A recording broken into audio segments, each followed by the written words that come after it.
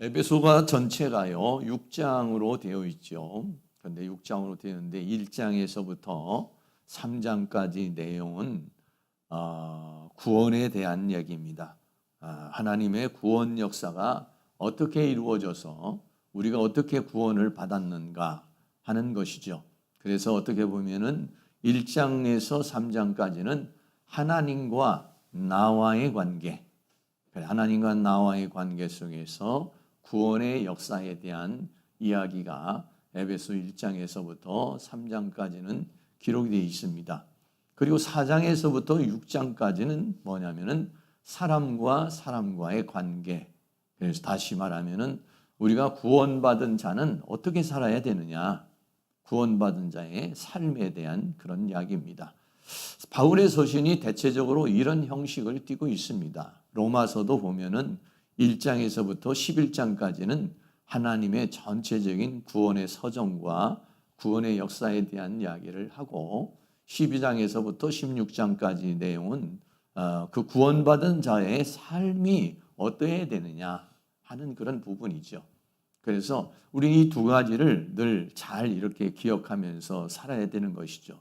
첫째는 하나님과의 관계에 있어서 내가 이 구원의 문제, 그래서 내가 어떻게 구원을 받았고 내가 어떤 하나님의 은혜를 받았는가라고 하는 그런 부분입니다.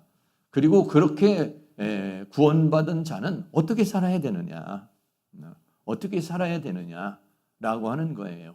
그래서 우리는 이 두 가지가 어떻게 보면 하나님과 나와의 관계에서 하나님 사랑에 대한 문제, 그리고 또 그렇게 사랑을 받고 구원을 받은 자의 이웃과의 삶, 또 세상과의 삶을 이야기하고 있죠.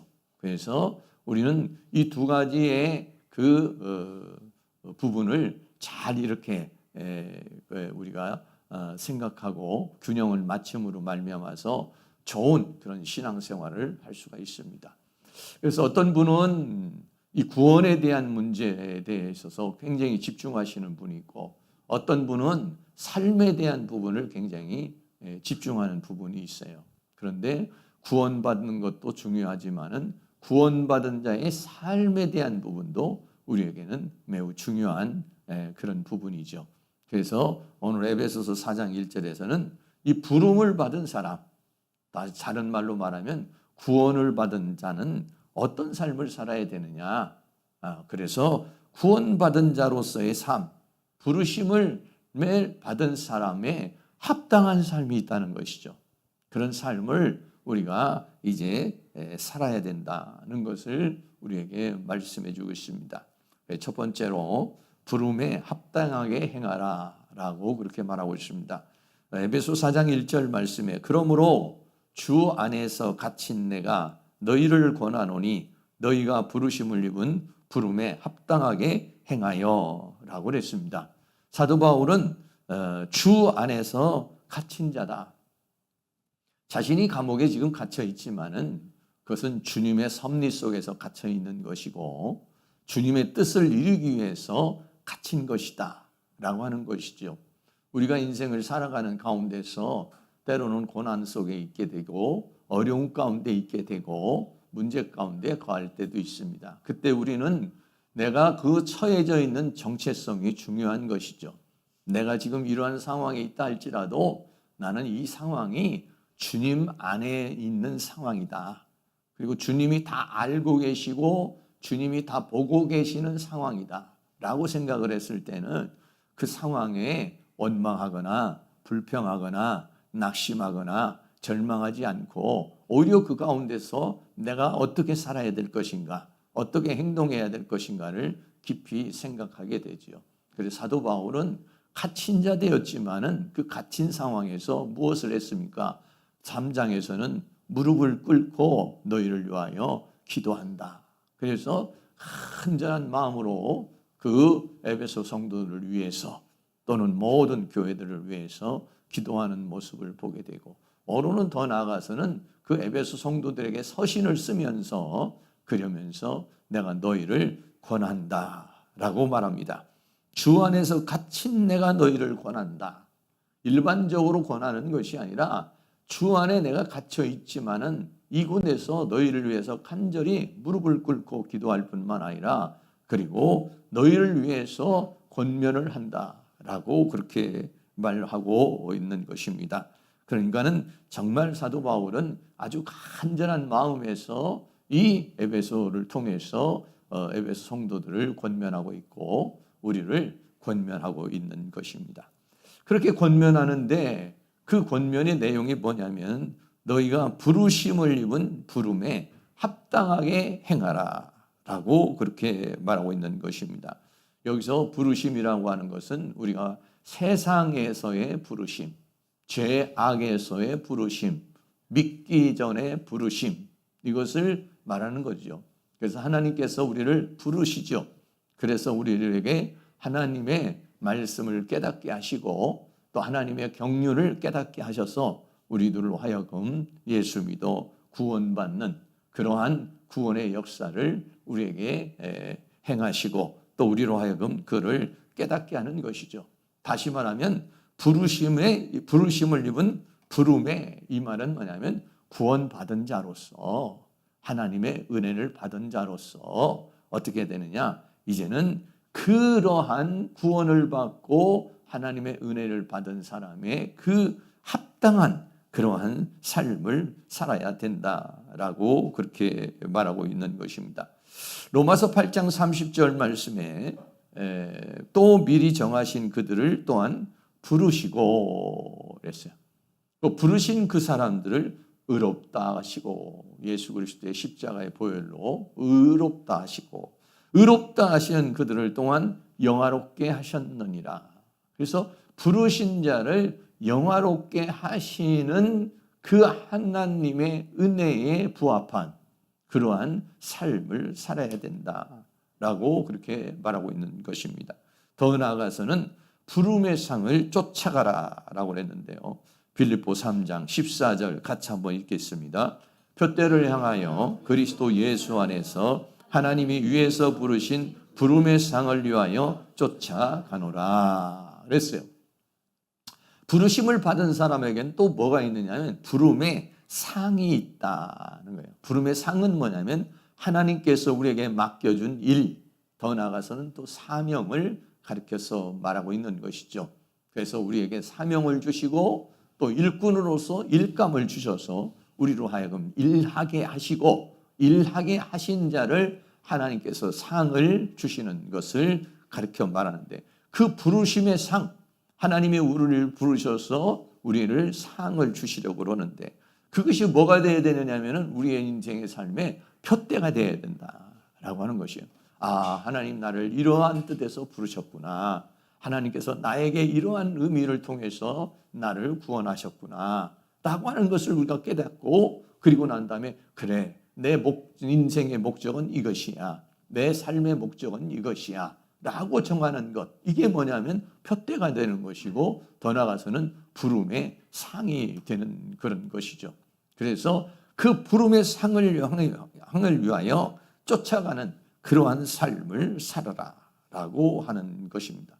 그래서 여기서 말하고 있는 합당하게 산다. 합당이라는 악시오스라고 하는 말이 뭐냐면 저울을 양쪽 접시에 저울을 요즘 저울은 뭐 그렇지 않지만 과거의 저울은 어떠냐면 양쪽으로 이렇게 하나를 무게를 달고 또 하나 무게를 달아서 이 무게의 그 양이나 질을 이제 재는 것이죠. 그래서 양쪽 접시가 균형을 이루는 것. 그래서 구원받은 자의 삶이 합당하게 구원받은 자에서 이게 저울지 않고 거기에 맞는 저울의 그 양쪽 접시가 균형을 이루는 그런 삶을 살라라고 하는 그런 얘기죠. 그래서 같은 무게나 가치를 갖는 것을 말하고 또 균형을 이루는 삶을 말하고 더 나아가서는 아주 적합한 야 정말 저 사람은 구원받은 사람이구나. 야 저 사람은 정말 한 20년 믿은 사람 같구나. 야 저 사람은 정말로 이 모든 것들이 풍겨나는 것이 정말 목사 같구나.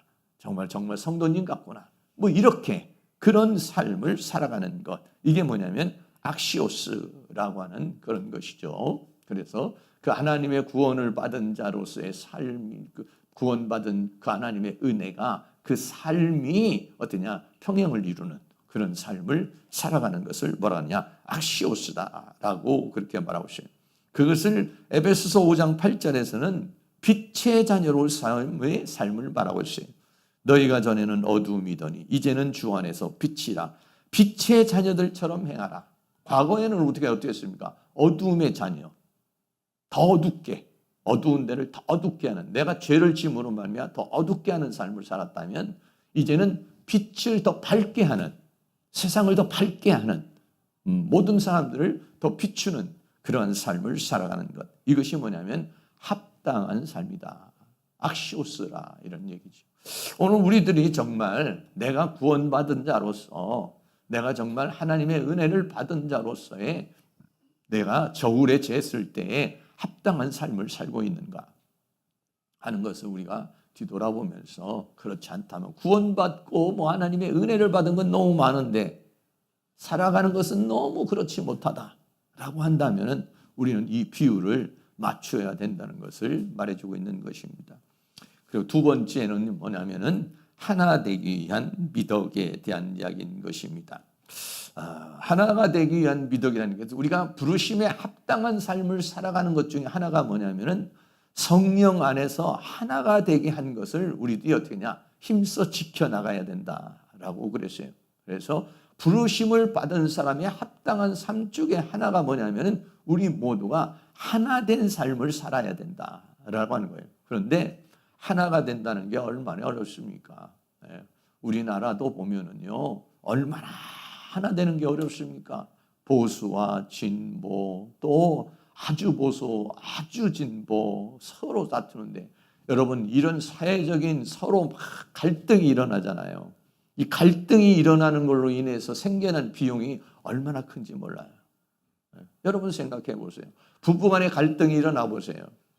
그러면 가정이요, 굉장히 어려워져요. 힘들어집니다. 그 굉장한 비용이 발생을 합니다. 사람과의 사람의 관계가 한번 틀어지잖아요. 그럼 그 틀어진 관계를 갖다가 서로 메꾸기 위해서는 밥도 먹어야 되고 시간도 가야 되고 스트레스도 받고 이런 비용이 많이 들어가요. 우리나라도 보면 어땠습니까? 토요일, 요즘은 잘 모르겠는데 토요일 날만 되면은 강화문에서 막 그냥 데모하고 또 어디서 데모하고, 그 사회적인 비용, 그러면은 경찰이 동원이 돼야 되고 막 사람들이 와서 하게 되면 그 얼마나 엄청난 비용이 들어가요. 어느 때는요, 우리나라의 예산만큼 들어간다는 얘기도 있어요. 뭐냐면 사회적인 갈등의 비용이에요. 그 사회적인 갈등의 비용이 어마어마하다는 것입니다. 하나가 되면은 하나 나가지 않고 지출되지 않아도 되는 비용이요. 사회적인 비용이, 갈등에 대한 것이 엄청나다는 거예요. 근데 오히려 교회가 만약에 갈등을 일으킨다라고 한다면 그거는 정말 아니죠. 그래서 우리가 부르심을 받은 사람의 합당한 삶 중에 하나가 뭐냐면 하나 되기 위한 미덕을 가져야 된다. 근데 하나 되기 위한 미덕이 몇 가지가 있냐면 오늘 본문에서요, 4가지가 나오고 있습니다. 첫째는 겸손인데요. 에베소 4장 2절에 모든 겸손과 온유로 하고 오래 참음으로 사랑 가운데서 서로 용납하고, 그래서 첫째로 나오는 것이 뭐냐면 겸손이다라고 하는 것이에요. 이 겸손이라는 말은 뭐냐면 타페이노 프로시네, 좀 길지요. 2단어입니다. 타페이노라는 단어와 프로신이라는 단어가 합성어가 되었는데, 이 타페이노스라는 말은 뭐냐면 낮아지는 것, 자신을 낮추는 것. 그리고 프렌이라는 말은 뭐냐면 마음, 그러니까 자기 자신의 마음을 낮추는 것. 이게 뭐냐면 겸손이다는 것이죠. 그래서 자신을 낮추는 것, 또 자신의 낮아짐, 이것이 뭐냐면 겸손이다는 것입니다. 서로 하나가 되려고 그러면요, 서로가 높아지려고 그러고 서로 교만하면요, 하나 될 수가 없습니다. 서로가 낮아지고 상대방을 높여줘야 됩니다. 당신 참 잘합니다. 당신 참 위대합니다. 당신 훌륭합니다. 당신 아주 좋습니다. 여러분, 그랬을 때는 하나가 되지요. 그러나 상대방을 깎아내고 상대방을 비방하고 상대방을 저주하고 상대방을 공격하고, 여러분 그러면은요, 그건 뭐냐? 내가 너보다 낫다는 거거든요. 상대방을 무시하는 것은 내가 너보다 낫다라고 하는 거예요. 그렇게 되어졌을 때는 하나가 되기가 어렵다라고 하는 것이에요. 그래서 빌립보서 2장 3절 말씀 같이 한번 읽겠습니다. 아무 일에든지 다툼이나 허영으로 하지 말고 오직 겸손한 마음으로 각각 자기보다 남을 낮게 여기고. 아멘. 빌립보 교회가요 참 좋은 교회였습니다. 사도 바울의 그 모든 선교를 돕고 헌신적인 그런 교회였어요. 그런데 그 빌립보 교회에서 문제가 하나가 뭐냐면 갈등이 일어났다는 거예요. 누가 갈등이 일어났느냐면요, 지도자가 갈등이 일어났어요.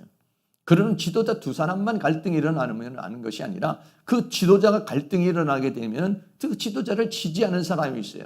또 지지하는 반대하는 사람이 있어요. 그래서 빌립보 교회에서는 갈등이 일어났다는 거예요. 그래서 아무 일에든지 다툼이나 허영으로 하지 말고 겸손한 마음, 타페이노스, 자기 자신을 낮추는 마음으로 각각 자기보다 남을 낮게 여겨야 된다. 남을 낮게 여기면 하나가 될 수 있어요. 그러나 남을 무시하고 남을 짓밟아버리고 자기가 높아지려고 그러면은 그것은 하나 되기 어렵다라고 하는 그런 얘기죠. 그래서 부르심에 합당한 삶을 살아가는 사람은 뭐냐면 자기를 높이는 교만이 아니라 자기를 낮추는 겸손을 가져야 된다라고 하는 것입니다. 이 겸손은요 주님의 성품입니다. 마태복음 11장 29절에 예수님께서 말씀하시기를 나는 마음이 온유하고 겸손하니 라고 그렇게 말씀하고 있습니다. 그래서 이 겸손이라고 하는 것은 우리가 물론 세상 사람들의 겸손도 있고 우리들의 겸손이 있어요. 그런데 세상 사람들의 겸손은 도덕과 윤리적인 겸손이고요. 우리가 갖는 이 겸손이라는 것은 주님의 성품을 담는 그런 겸손이 되어지는 것이죠. 그래서 일반적인 겸손과는 좀 다른 그런 겸손이라고 할 수 있는 것이죠. 그래서 주님의 성품이 뭐냐면은 겸손이에요. 그래서 주님이 뭐랍니까? 나는 마음이 온유하고 겸손하다. 그랬어요. 그럼 주님이 그렇게 말씀하시고 그냥 그렇게 말만 하셨나요? 아니에요. 주님께서는 나는 마음이 온유하고 겸손하다고 말하면서 스스로를 낮추셨습니다. 빌립보서 2장 6절 7절 같이 한번 읽겠습니다. 그는 근본 하나님의 본체시나 하나님과 동등됨을 취할 것으로 여기지 아니하시고 오히려 자기를 비어 종의 형체를 가져 사람들과 같이 되었고 사람의 모양으로 나타나셨음에 자기를 낮추시고 죽기까지 복종하셨으니 그 십자가에. 아멘. 주님은 어떻게 했느냐? 하나님과 동등됨을 취하지 않았다. 다시 말하면 하나님의 보좌를 버리셨다. 그래서 하늘에서 땅으로 내려오셨죠.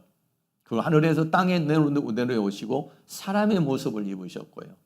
그리고 사람의 모습 중에서도 종의 모습을 취했다.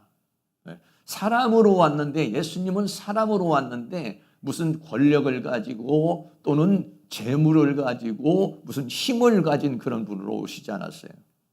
주님은 이 땅에 오셨지만은 모든 사람을 섬기는 종으로 오셨다. 그리고 더 나아가서는 자기를 낮추시는데 어디까지 낮추셨느냐? 죽기까지 복종하셨다라고 그렇게 말씀하고 있는 것이죠. 주님은 나는 마음이 온유하고 겸손하다 이렇게 말하면서 그러면서 어떻게 했냐? 자기 자신을 낮추셔서 하나님 앞에 죽기까지 복종하는 그런 삶을 살았다는 것이죠. 이게 뭐냐? 부르심을 받은 사람. 이것이 뭐냐? 구원받은 자. 이것이 뭐냐? 하나님의 은혜를 받은 자의 삶이 뭐냐면은 겸손이 묻어 나와야 된다는 것을 말해주고 있는 것이죠. 성경에 보면은요, 사울 왕과 솔로몬이 있습니다. 사울 왕이 처음에는요, 겸손했습니다. 자기가 정말 왕이 된다는 것은 정말 어불성설이다라고 생각했지만 하나님이 선택을 했죠. 그런데 사울 왕은 그렇게 왕이 됐는데 어떻게 했습니까? 하나님의 말씀을 거역하게 됐습니다. 하나님의 말씀을 거역하는 것이 뭐냐면 교만입니다. 하나님의 말씀을 순종하는 것이 뭐냐면 자기 자신을 낮추는 것이죠. 그래서 결국은 사울 왕이 폐위를 당하게 되고요. 더 나아가서 솔로몬이 왕이 있습니다. 솔로몬은 어떻게 했습니까? 그 많은 아들 중에서 다윗에게 선택을 받아 왕이 됐습니다. 그래서 하나님 앞에 나가서 일천번제를 드리며 나는 작은 아이라 출입을 할 줄 모릅니다 라고 그렇게 말했어요. 그때 하나님께서는 다윗에게 그 솔로몬에게 놀라운 지혜를 주시고 부귀를 주셨던 그런 모습을 보게 되는 것이죠. 하나님은요, 교만한 자는 대적하십니다. 그리고 하나님께서는 겸손한 자에게는 은혜를 베풀어 주신다라고 그렇게 말하고 있어요. 베드로전서 5장 5절 같이 한번 읽습니다. 젊은 자들아 이와 같이 장로들에게 순복하고 다 서로 겸손으로 허리를 동이라. 하나님이 교만한 자를 대적하시되 겸손한 자들에게는 은혜를 주시느니라. 아멘. 그랬습니다. 네. 자기 자신을 높이려고 그러는 사람, 자기 주장만 막 내세우려는 사람, 자기 고집만 내세우려는 사람, 자기를 갖다가 어떻게든지 막 자기 주장으로 상대방을 굴복시키려고 그러는 사람, 다른 사람을 미천하게 보는 사람, 이런 사람은 교만한 사람이죠. 이런 사람은 어떻게 하냐? 하나님이 대적하신다. 네가 그렇게 똑똑해? 네가 그렇게 잘났어? 네가 그렇게 훌륭해? 네가 그렇게 돈이 많아? 하나님이 대적하신다는 거예요. 그러나 겸손한 자에게는 하나님이 은혜를 주신다. 그래서 겸손은 존귀의 앞잡이라고 그랬어요. 잠언서 18장 12절도 있습니다. 사람의 마음의 교만은 멸망의 선봉이요 겸손은 존귀의 앞잡이니라. 교만은 멸망이요 겸손은 존귀다 이렇게 말하고 있습니다. 그렇기 때문에 우리는 자기 자신을 낮출 수 있는 사람, 자기 자신을 낮출 수 있는 사람, 이게 뭐냐? 부르심을 받은 부름에 합당한 자의 삶. 이렇게 겸손할 때 어떻게 되느냐? 가정이 하나가 된다는 것이죠. 직장이 하나가 된다는 것입니다. 교회가 하나가 된다는 것입니다. 다른 사람을 무시하면 다툼이 일어납니다. 다른 사람을 높이면 하나가 됩니다. 자기 자신을 낮추면 하나가 돼요. 자기 자신을 높이면 지탄을 받습니다. 그래서 자기 자신을 낮추는 삶, 이게 뭐냐? 바로 부름에 합당한 삶 속의 첫 번째 미덕이라는 거예요. 두 번째는요, 온유입니다. 비슷한데요. 겸손과 온유가 비슷한데 에베소 4장 2절에 모든 겸손과 온유로 하고 라고 그랬어요. 온유라고 하는 말은 어떤 말이냐면요, 프라오테스라는 그런 단어입니다. 이 프라오테스라는 단어는 온화한, 길들여진 야생마 이런 뜻입니다. 여러분 말을 보면은요 야생마가 있어요. 야생마는 뭐냐? 길이 들여지지 않은 말을 야생마라고 그래요. 근데 그 야생마를 조련사가 데려다가 잘 조련을 시키면은 그 막 펄펄 나는 힘이 잘 조절이 돼가지고 아주 주인의 말을 잘 듣는 그러한 말이 되는 것이죠. 그 온화한이라고 하는 것은 힘이 없어가지고 그냥 비실비실해 되는 것이 아니라 힘이 있어요. 야생마와 같은 강력한 힘이 있어요. 힘이 있는데도 불구하고 힘을 통제할 줄 아는 것. 그래 거기에서 따뜻함이 나오고 거기에서 부드러움이 나오는 것. 이건 뭐라고 그러냐? 프라우테스라고 그렇게 말하고 있는 것입니다. 예수님이 어떤 분이십니까? 마음이 온유하고 겸손하다라고 그랬죠. 네. 마음이 온유하고 겸손한 예수님의 성품인데 이러한 성품이 조금 전에도 얘기했지만 마음이 온유하고 겸손한데 예수님이 힘이 없습니까? 능력이 없습니까? 권능이 없습니까? 권세가 없습니까? 그 모든 걸 가졌지요. 그런데도 그것을 다 조절해서 그것을 분노하지 않고 이렇게 사용하시는 그런 것, 이것이 뭐냐면 바로 온유라고 하는 그런 것입니다. 더 나아가서 이 온유라는 말은 성령의 열매입니다. 갈라디아 5장 23절에 온유와 절제니 이 같은 것을 금지할 법이 없느니라 라고 그랬습니다. 다시 말하면 세상 사람도 부드러운 사람 많아요. 따뜻한 사람 많아요. 그러나 그런 온유와 성령 받아서 구원 받아서 은혜 받아서 나오는 온유, 이건 좀 다르다. 성령의 열매로 나오는 것과 인격의 열매로 나오는 도덕의 열매로 나오는 온유와는 달라야 되는 것입니다. 우리 믿음의 사람은 이 온유가, 이거 부드러움이 나오고 따뜻함이 나오는데 그것이 어디서 나오는 거냐? 성령의 열매를 맺어. 하나님의 성령으로 충만하고 하나님의 말씀으로 충만하고 하나님의 은혜로 충만해서 나오는 것. 이것이 뭐냐면 온유가 되어야 된다라고 하는 그런 얘기입니다.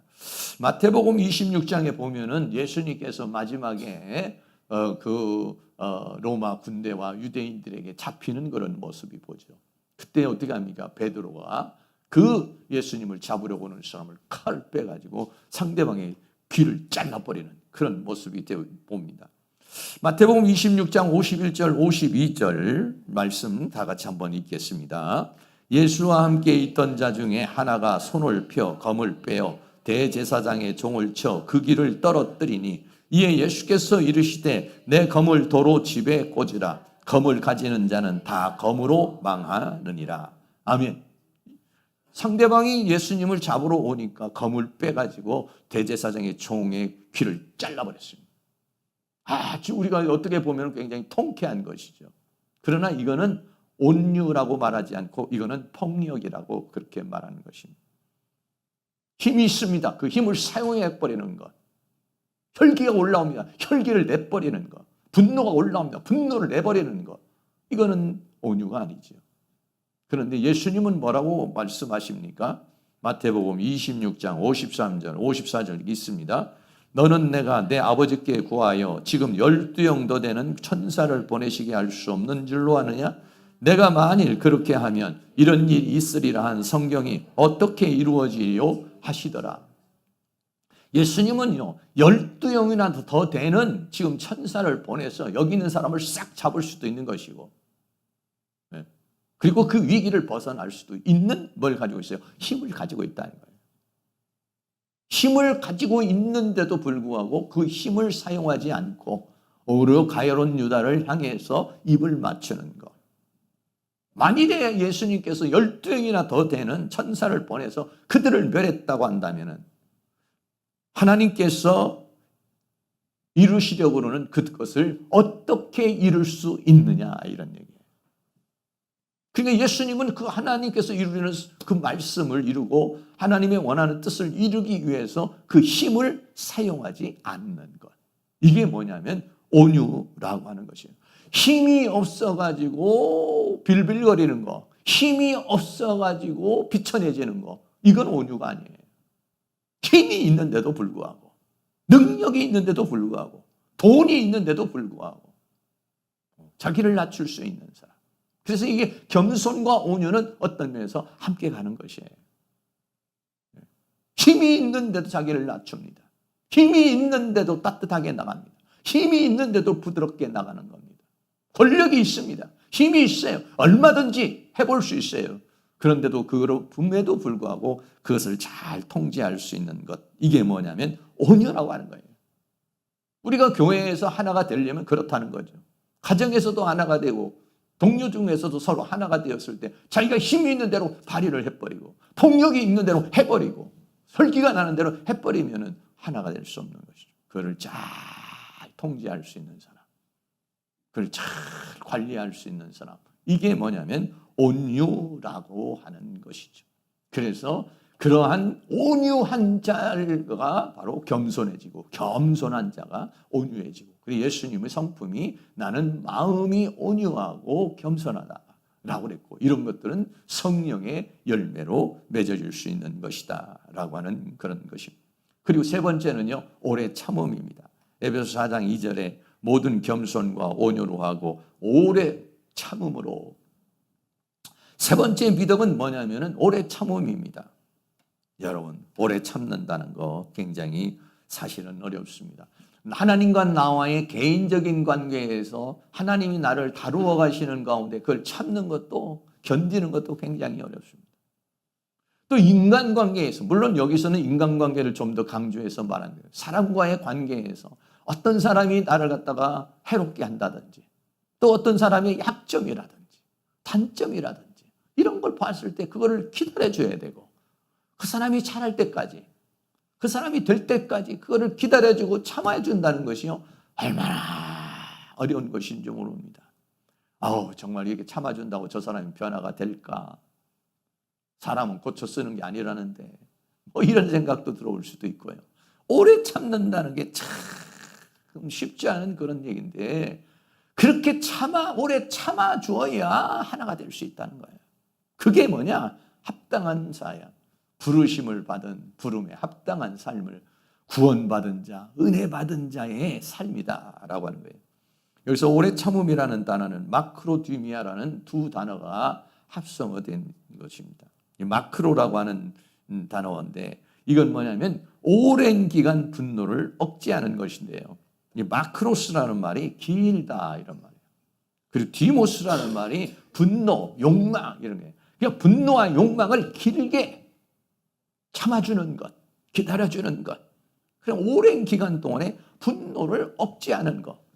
나에게 해롭게 하는데도 불구하고 참아주는 것. 그 사람이 되어지는 순간까지 기다려주는 것. 이런 것들이 뭐냐면 오래 참음이다. 과거에 보면은 조강지처라는 말이 있지 않습니까? 조강지처라는 말이 뭡니까? 남편이 외도를 하고 도박을 하고 자기 멋대로 하고 가정 안 돌보고 그런데도 끝까지 참아주는 사람이 조강지처라고 하잖아요. 그럼 남자가 어떻게 합니까? 돌고 돌다가 지멋대로 살다가 나중에는 그 부인에게 돌아온다는 거예요. 그러니 그 사람이 그렇게 변화돼 가지고 돌아오기까지 그러니까는 어떻게 되냐면 완전히 이제 뭐 힘 빠지고 돈도 다 빠지고 뭐 이래야 이제 돌아오는 거 아니겠어요, 이제. 근데 그 조강지처가 가정을 지키고 있어서 결국은 가정이 유지가 됐다는 거 아니겠어요. 근데 요즘에는 조강지처 안 하죠. 조강지처 옛날에는 부모님들이 어떻게 시집 보낼 때 그 집에 귀신이 되거라. 절대 돌아오면 안 된다. 이렇게 하잖아요. 무슨 3년 하라고 하잖아요. 근데 지금은 그때는 그래서 아예 그 집에 가면은 그냥 그렇게 살다가 그렇게 살면 또 그런 사람을 뭐 열려문이라고 뭐 해서 막 국가에서 막 장려를 해주고 그러니까 그렇게 살잖아요. 그래서 어떤 면에서 우리나라가 지탱해 온 거죠. 근데 나중에 돌아온 남자가 어떡합니까? 정말 그 고마움을 아는 거죠. 뭐 그렇지 않은 사람도 있겠습니다만 대체적으로는 돌아와서 정말 미안하다. 정말 고맙다. 그 기다려준다는 것이 얼마나 어려운 겁니까? 정말 힘들고 고통스러운 거예요. 그런데 그럼으로 인해서 뭐가 됩니까? 가정이 지켜지는 거예요. 자녀가 지켜지게 된 거예요. 그런 모습을 보게 되는 그런 모습을 우리는 보는데 이게 뭐냐면 마크로디미아라는 말이에요. 욕정, 분노 올라오는데 그거를 참아주는 것. 그게 뭐냐면 참음이 그냥 참음이 아니에요. 참음에다가 마크로스라는 그 오래 참음이 평생이 될 수도 있고 10년이 될 수도 있고 얼마가 될지 몰라요. 여러분 그렇게 기다려주는 것. 그게 바로 오래 참음. 이 오래 참음도 역시 성령의 열매입니다. 갈라디아서 5장 22절 같이 한번 있습니다. 오직 성령의 열매는 사랑과 희락과 화평과 오래 참음과 자비와 양성과 충성과 아멘.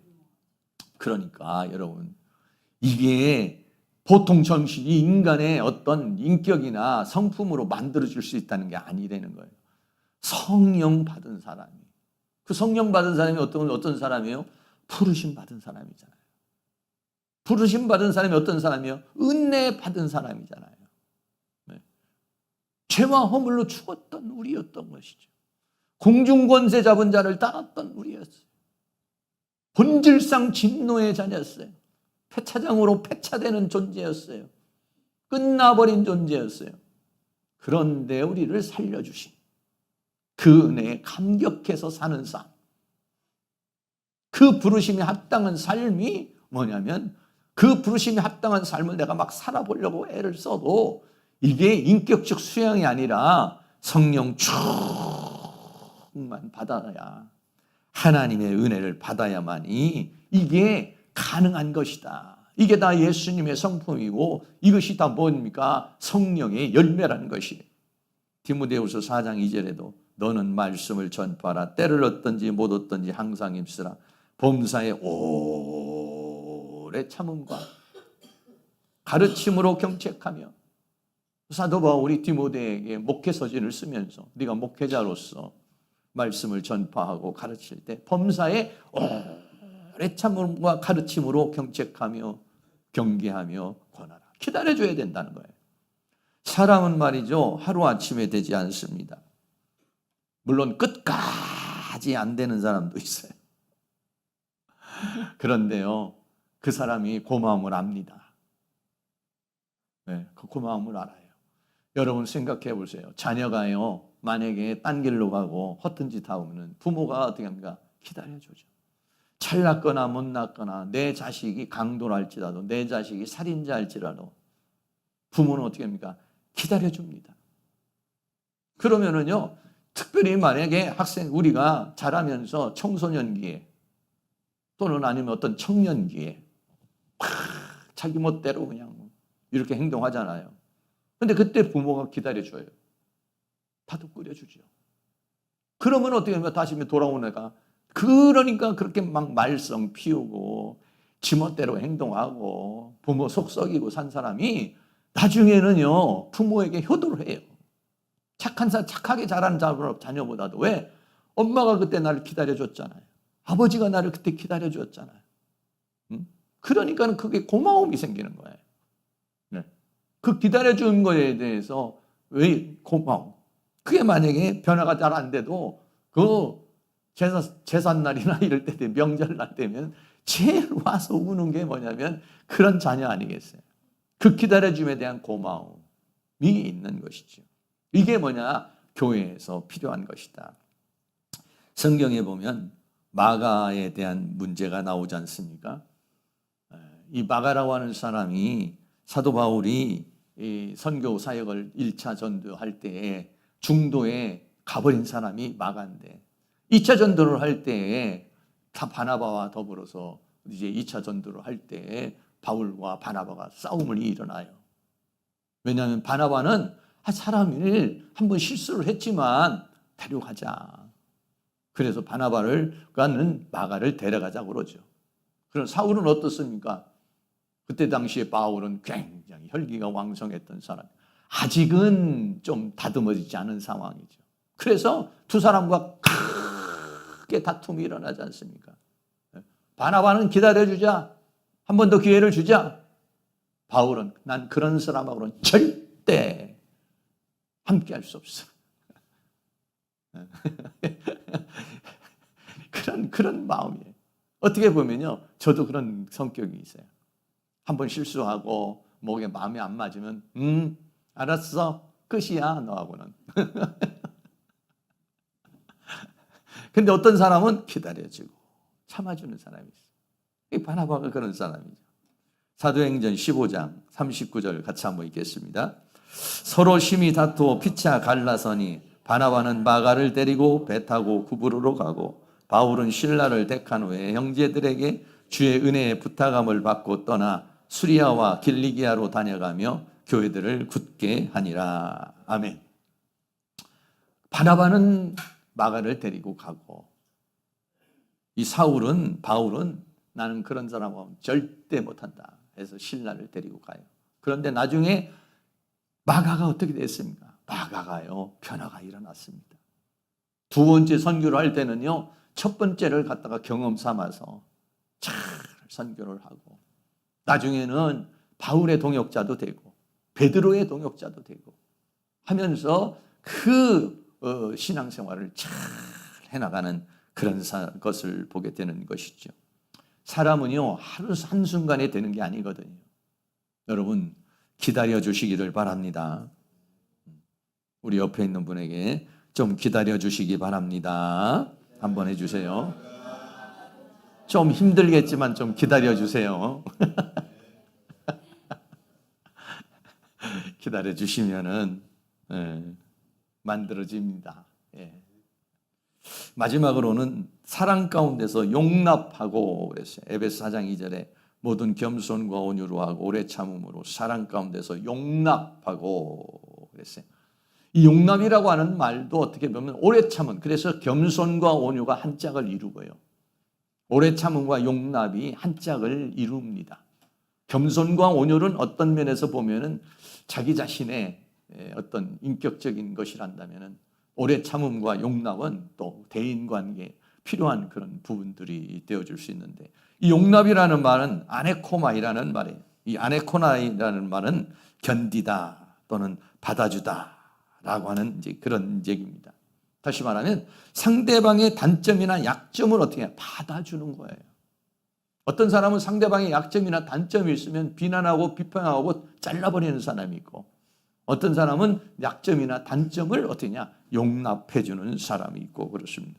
인간관계에는 누구나요, 사람은요, 누구나가 다 문제가 있습니다. 예. 제가 늘 말하지만 부부가 같이 사는데요, 부부가 서로 취미라든지 목표라든지 이게 맞는 게요, 20%가 안 돼요. 나머지 한 60% 이상은요, 어떻게 하냐? 맞추는 겁니다. 맞추는 거예요. 그리고 한 20%는요, 절대 안 맞아요. 절대 안 맞는 거였어요. 그거는 여러분 어떤 노터치입니다. 노터치. 그거 고치려고 한번 뜯어 고치려고 여러분이 별의별 행동을 해도 안 고쳐져요. 안 고쳐져요. 절대 안 고쳐지는 것이 한 20% 있어요. 너무 안 맞아. 아우 싫어. 너무 안 맞는 게 한 20% 있고, 그래도 좀 맞는 게 20%이고, 나머지는요, 한 60%는 그냥 맞추는 거예요. 그냥 맞추는 거. 왜? 인간은 누구나 그래요. 하지만 용납해줘야 돼요. 그러니까 나하고 안 맞는데 어떻게 받아줘야 된다는 거예요. 부부간에. 그래서 어떻게 막 부부는 어때요? 이건 그냥 놔두면은 언제 끝내버릴지 모르니까 혼인신고를 하는 거예요. 법으로 묶어놓는 거예요. 법으로 묶어놓으면 골치 아프잖아요. 법으로 안 묶어놓으면 어떻게 합니까? 그러면은 용납이 안 되거든요. 용납이. 도저히 용납이 안 돼. 용납이 안 되는데, 부부관계가 그렇다. 부부관계는 법으로 해가지고 뭐 용납이 안 돼도 어떻게 찌지고 볶고 이렇게 사는 거지만은, 보통 인간관계, 사람관계에서 그게 됩니까? 회사에서, 교회에서 여기 안 맞는다. 부부관계는 어쩔 수 없이 법으로 묶어놨으면 그렇지만, 교회는 무슨 뭐 법이 있어요? 용납이 안 돼. 어떻게 들이받든지 아니면 안녕히 계십시오 하든지 둘 중에 하나죠. 그래서 부르심에 합당한 사람은 어떻게 하느냐? 용납이 돼야 된다. 용납해 주시기를 바랍니다. 네. 저도 지금은 이제 어느 정도 목회 경륜이 생겼으니까 그래도 좀 이렇게 그래도 좀 목사의 모습이 좀 나오지만, 젊었을 때는요, 정말 성도들에게 고생 많이 시키는 거예요. 용납이 성도들에게 시험 들게 만들고, 제대로 어떤 것들을 목회를 하는데 많은 문제가 있지. 근데 그때마다 여러분들이 저 젊은 목사는 틀렸어 하고 만약에 성도들이 다 나가버렸으면 제가 오늘날 되겠습니까? 물론 지금도 이제 용납하기 어려운 것이 있지만은, 그래도 어떻게 살자 해가지고 같이 사는 건데, 목회자도 성도를 용납해야 되고 성도도 목회자를 용납해야 되고, 물론 서로 용납이 안 될 수도 있겠습니다. 안 되는 경우도 있겠습니다만은, 우리가 부르심을 받은 사람은 어떻게 되느냐? 용납해 줘야 된다.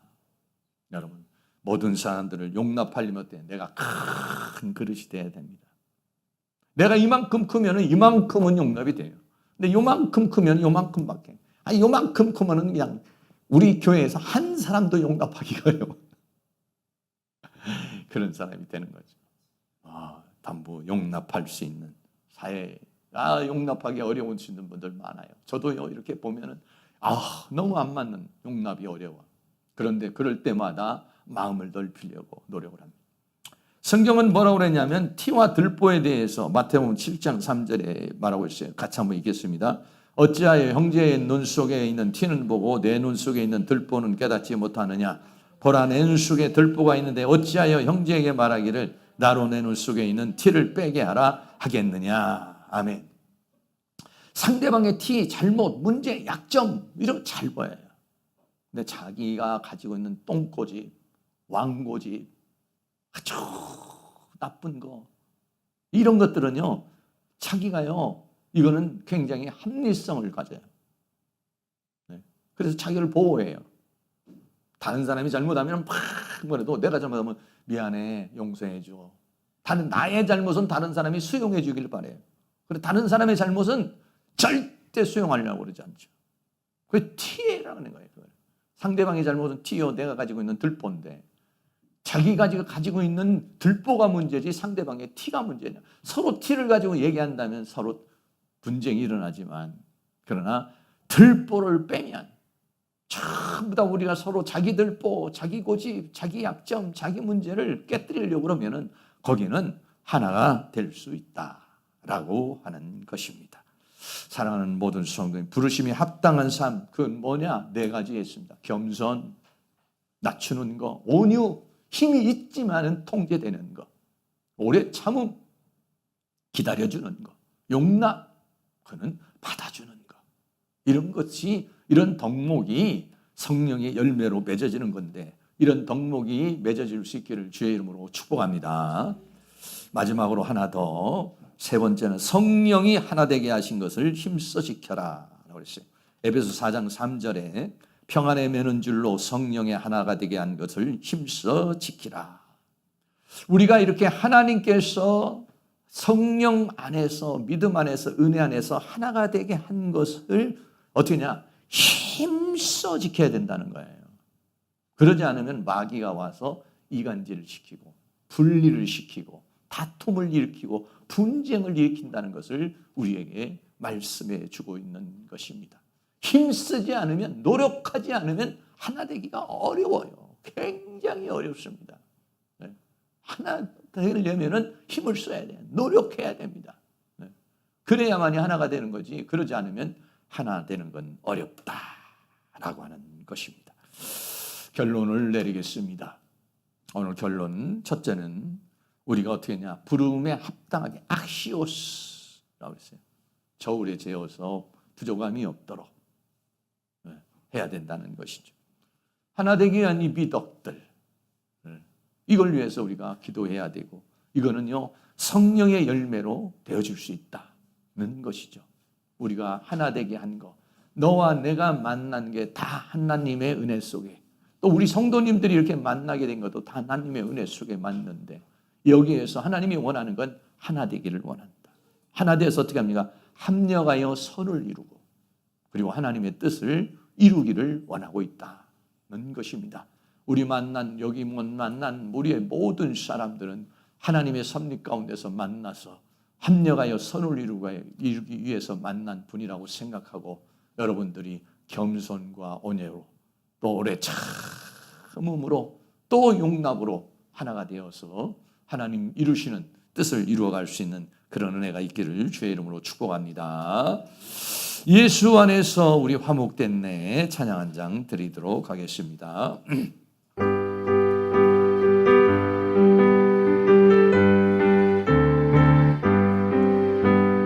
예수 안에서 우리 화목됐네. 예수 안에서 우리 화목됐네. 하나님의 영광 함께 누릴 소망 있네. 예수 안에서 우리 화목됐네. 예수 안에서 우리 하나 됐네. 우리 하나 됐네. 예수 안에서 우리 하나 됐네. 하나님의 영광 함께 누릴 소망 있네. 예수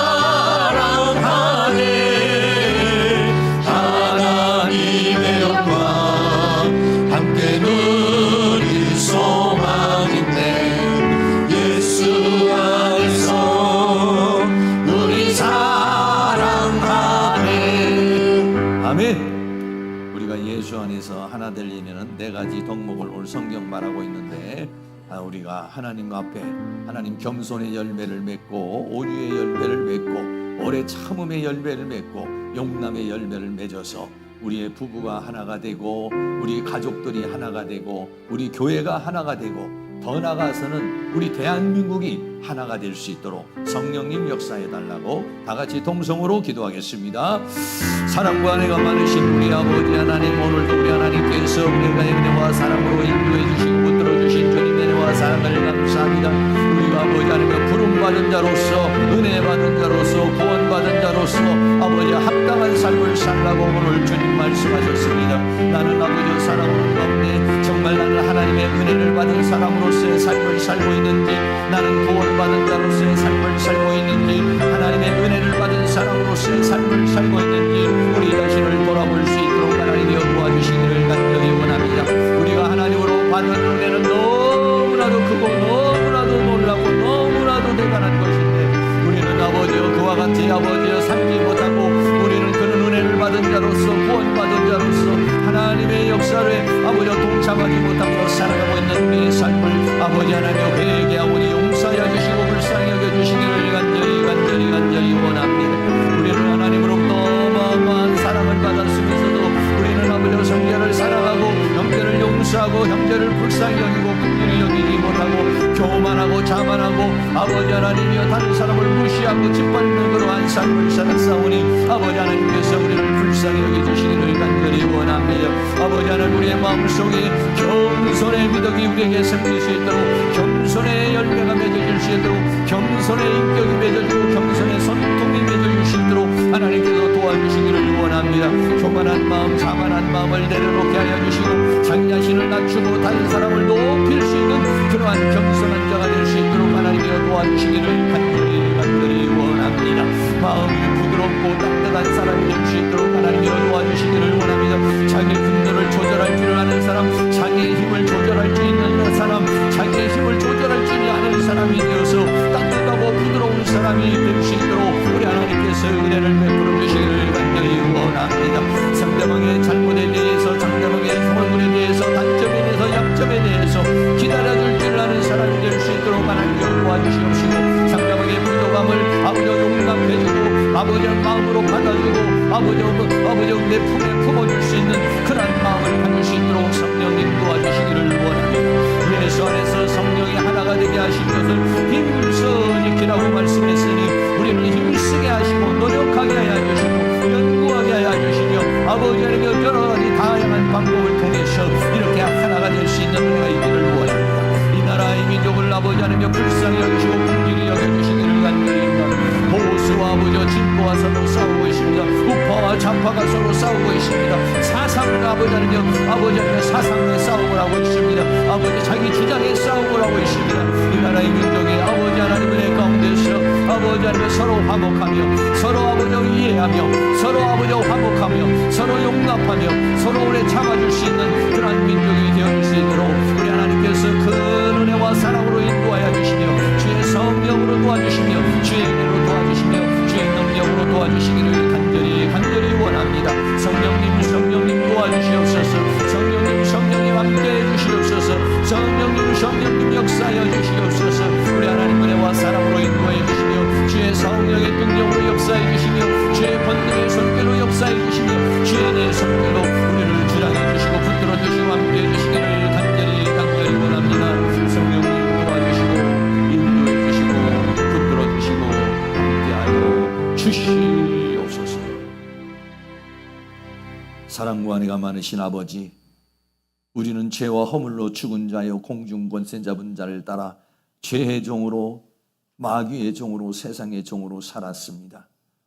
그런 우리를 본질상 진노의 자녀가 되어 저 지옥의 불덩이에 영원한 형벌을 받을 그런 자를 우리를 하나님께서 우리를 구원해 주셨는데, 그렇게 우리는 그 부르심에 합당한 삶을 살아가고 있는지 오늘 우리 자신을 다시 한번 뒤돌아보는 그런 삶을 살아갈 수 있도록 은혜를 베풀어 주시기를 원합니다.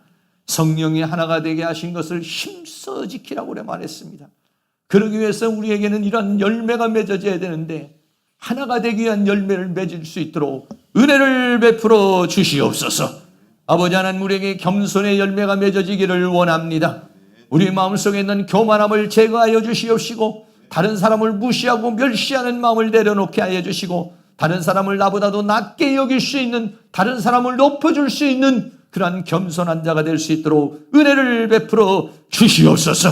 교만한 자는 대적하시고 겸손한 자에게 은혜를 베풀어 준다고 그랬으니, 우리의 교만함을 주님 내려놓게 하여 주시며 더 겸손하게 나를 내려놓고 상대방을 높일 수 있는 그러한 은혜가 있도록 은혜를 베풀어 주시옵소서. 하나님, 우리의 마음이 아버지여 온유한 자가 되기를 원합니다. 통제가 되는 자가 되기를 원합니다. 우리의 분노가 통제되게 하시고 우리의 혈기가 통제가 되게 하여 주시며 우리의 모든 잘못된 것들이 통제되어져서 따뜻하고 부드러운 사람이 되기를 원합니다. 우리의 입술이 부드러운 입술이 되기를 원합니다. 따뜻한 입술이 되기를 원합니다. 다른 사람을 감싸줄 수 있는 입술이 될 수 있도록 하나님께서 우리에게 온유의 영을 부어 주시옵소서. 더 나아가서는 오래 참을 수 있는 그러한 미덕을 가질 수 있도록 하나님 도와주시기를 원합니다. 상대방의 잘못을 참아주기를 원합니다. 상대방의 문제를 참아주고 약점과 단점을 참아줄 줄 아는 그런 사람이 될 수 있도록 은혜를 베풀어 주시옵소서. 누군가가 내가 만들어지기까지 오래 참아주고, 부모님이 나를 오래 참아주고, 아내와 남편이 나를 오래 참아주고, 지인들이 나를 참아준 것 같이 나도 참아줄 줄 아는 자가 되기를 원합니다. 주님이 지금까지 나를 참아준 것 같이 나를 다른 사람을 참아줄 줄 아는 사람이 되기를 원합니다. 주님이 나를 용납해 주신 것처럼 나도 저 모든 내 마음에 들지 않는 사람, 나하고는 다른 사람을 용납할 수 있는 큰 그릇이 될 수 있도록 은혜를 베풀어 주시옵소서. 주님께서 지금까지 나를 용납해 주시고 지금까지 참아주셔서 내가 오늘날 여기까지 왔사오니 나도 이렇게 참아줄 줄 아는 자, 용납할 줄 아는 자가 될 수 있도록 은혜를 베풀어 주시옵소서. 아내를 용납할 수 있는 사람이 되기를 원합니다. 남편을 용납할 수 있는 사람이 되기를 원합니다. 부모님을 용납할 수 있는 사람이 되기를 원합니다. 자녀를 기다려줄 줄 아는 사람이 되기를 원합니다. 우리의 동료들과 우리의 성도님들이 서로 참아주고 서로 용납해주고 서로 높여주고 따뜻하고 부드럽게 서로 감싸주게 하여 주셔서 하나 되어지는 은혜가 있기를 원합니다. 특별히 이 나라 이 민족을 불쌍히 여겨주시옵시고 진보와 보수가 하나가 되게 하여 주시옵시고 좌파와 우파가 하나가 되게 하여 주시며 사상 싸움이 아니라 하나님의 믿음 안에서 예수 안에서 성령 안에서 은혜 안에서 하나 되어지는 은혜가 있도록 도와주시옵소서. 갈등과 번목과 다툼과 시기와 질투가 아니라 서로 불쌍히 여기고 서로 긍휼히 여겨줄 수 있는 이 대한민국이 되어줄 수 있도록 은혜를 베풀어 주시옵소서. 예수 그리스도의 이름으로 기도하옵나이다. 아멘. 우리 다 같이 자리에 일어나셔서 찬송가 278장을 드리겠습니다.